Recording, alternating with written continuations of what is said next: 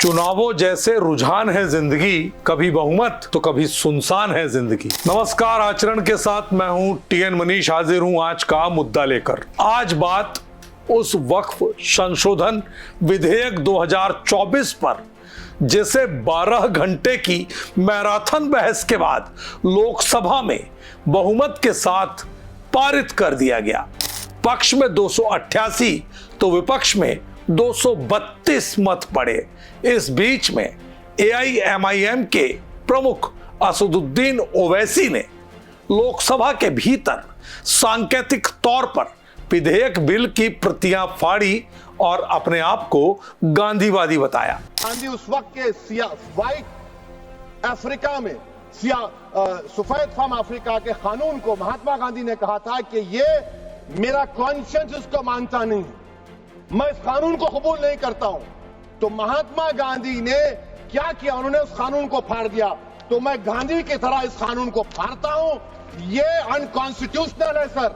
इस देश में झगड़े पैदा करने का काम बीजेपी करना चाहती है।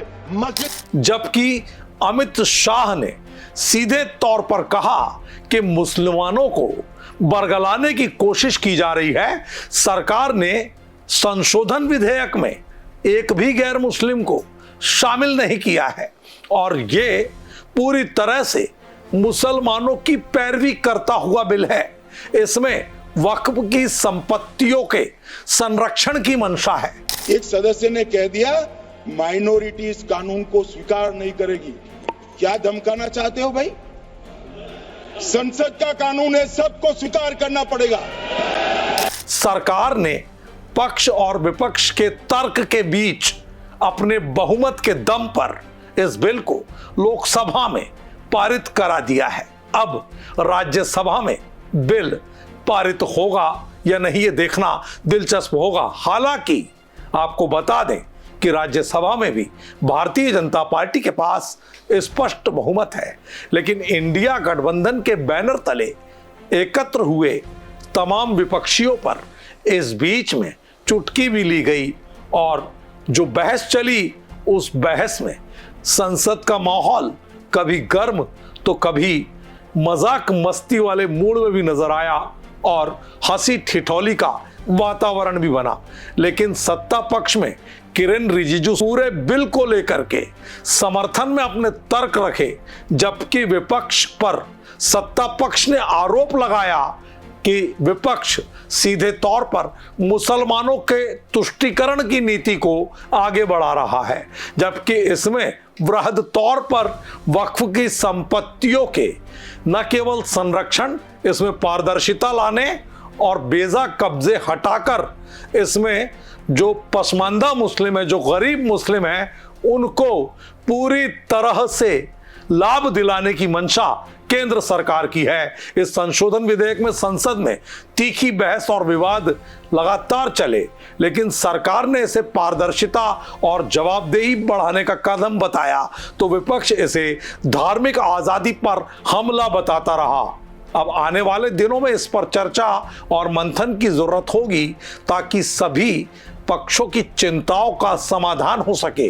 भारतीय लोकतंत्र की खूबी भी यह है कि यहाँ पर बोलने की सभी को आज़ादी है और इस आज़ादी का पूरा लाभ संसद में तमाम चुने हुए प्रतिनिधि उठाते हैं और अपने अपने तर्कों से कोशिश करते हैं कि वो पूरी तरह से अपनी बात के समर्थन में ठोस वजह दे सकें। इंडिया का सबसे बड़ा और सबसे ज्यादा वक्त प्रॉपर्टी हिंदुस्तान में है, तो फिर ये क्यों है 60 साल तक आप सरकार में रहे हैं, हमारे देश में मुसलमान इतना गरीब क्यों है?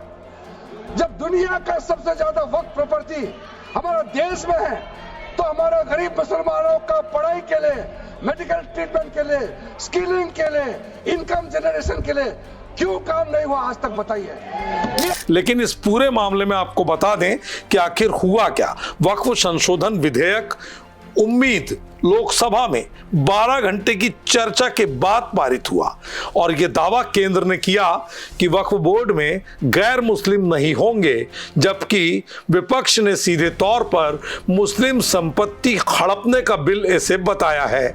ओवैसी ने जहां बिल की कॉपी फाड़ी, पर्सनल लॉ बोर्ड ने आंदोलन का ऐलान कर दिया। शाह ने कहा, विपक्ष गुमराह कर रहा है, कानून पिछली तिथि से लागू नहीं होगा।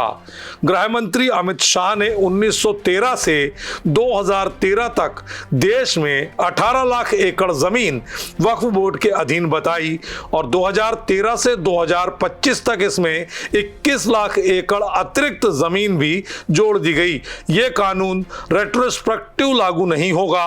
विपक्ष मुस्लिमों को सीधे तौर पर गुमराह कर रहा है। अल्पसंख्यक समुदाय के लोगों में भय पैदा करना आजकल एक फैशन बन गया है।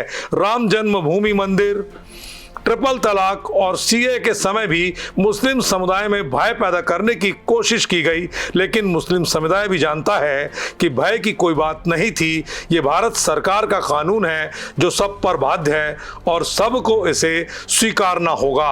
अखिलेश ने तंज कसा, सबसे बड़ी पार्टी होने का दावा करने वाली भाजपा अध्यक्ष नहीं चुन पाई। कुछ दिन पहले की यात्रा 75 वर्ष पीएम की नागपुर यात्रा के एक्सटेंशन वाली तो नहीं थी। शाह की दो टूक कि सामने जितनी पार्टियां हैं उनका अध्यक्ष परिवार के 5 लोग चुनते हैं, भाजपा में 12-13 करोड़ सदस्य चुनते हैं। इसीलिए हमारे यहाँ समय लगता है। अखिलेश को उन्होंने इशारा किया कि आप 25 साल तक अध्यक्ष रहें, जबकि गौरव गोगोई ने विशेष समाज की जमीन पर नजर ऐसा कहा। कांग्रेस के उपनेता गौरव गोगोई ने एक विशेष समाज की जमीन पर सरकार की नजर का आरोप लगाया और यह भी कहा कि कल दूसरे अल्पसंख्यकों की जमीन पर नजर जाएगी। बिल में सरकार के मकसद हैं संविधान को कमजोर करना, अल्पसंख्यकों को बदनाम करना, समाज को बांटना, जबकि राहुल गांधी ने इस बिल को मुसलमानों की संपत्ति हड़पने के लिए बनाया गया बिल बता दिया। यह भारत के मूल विचार पर हमला करता है। कांग्रेस इसका कड़ा विरोध करती है। ऐसा ट्वीट एक्स पर राहुल गांधी ने किया। असदुद्दीन ओवैसी ने भाजपा मंदिर मस्जिदों के नाम पर संघर्ष पैदा करना चाहती है, ये तोहमत लगाई और ये भी कहा कि ये देश में सबसे बड़े अल्पसंख्यक पर हमला है। मैं महात्मा गांधी की तर्ज पर संशोधन पत्र फाड़ता हूं। वहीं शिरोमणि अकाली दल की सांसद हरसिमरत कौर बादल ने कहा, सुबह से ये सोच रही हूं कि जिस पार्टी का 3 टर्म से एक मुस्लिम सांसद नहीं है, एक भी मुस्लिम महिला सांसद नहीं है, जो पार्टी मुस्लिम विरोध की राजनीति करती आई है, उनको कौन सा ईद का चांद दिख गया। जुबान पर दुआ है लेकिन दिल तो इनका काला है। वक्फ की सबसे ज्यादा जमीन उत्तर प्रदेश में है। इनकी मंशा केवल मुसलमानों की जमीन पर कब्जा करने की है। सुबह से मैं इस बात में मैं बहुत कंफ्यूज चल रही हूँ, सोचने की कोशिश कर रही हूँ कि जिस पॉलिटिकल पार्टी का पिछले 3 पार्लियामेंट जो 14, 15, 16 लोकसभा से मैं देख रही हूँ कि इनका वहां से लेकर यहाँ तक एक भी मुस्लिम मेंबर नहीं है। जिस औरतों का इतना दर्द का एक औरत तक भी नहीं है, उनको आज कौन सा ईद का चांद चढ़ा कि इतना प्यार। एक माइनॉरिटी जो एक किरण रिजिजू साहब एक फॉर्मर लॉ मिनिस्टर एक माइनॉरिटी कम्युनिटी को बिलोंग करते हैं, आज वो खड़े होकर उनको मुसलमान कहां से याद आ गए। वहीं समाजवादी पार्टी की ओर से कैराना से सांसद इकरा हसन ने चर्चा में हिस्सा लिया और विधेयक को ईद से जोड़ दिया।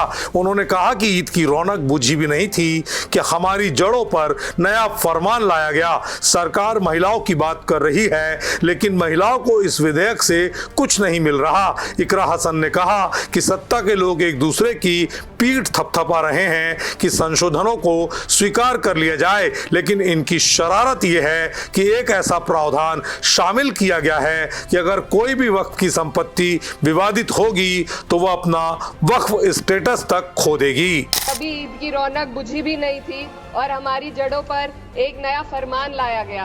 पहले उत्तर प्रदेश में मुसलमानों को नमाज पढ़ने पर रोक लगाई और फिर सौगात में ये बिल लाया गया। बहरहाल लोकसभा में वक्फ संशोधन विधेयक बहुमत के साथ पारित हो गया।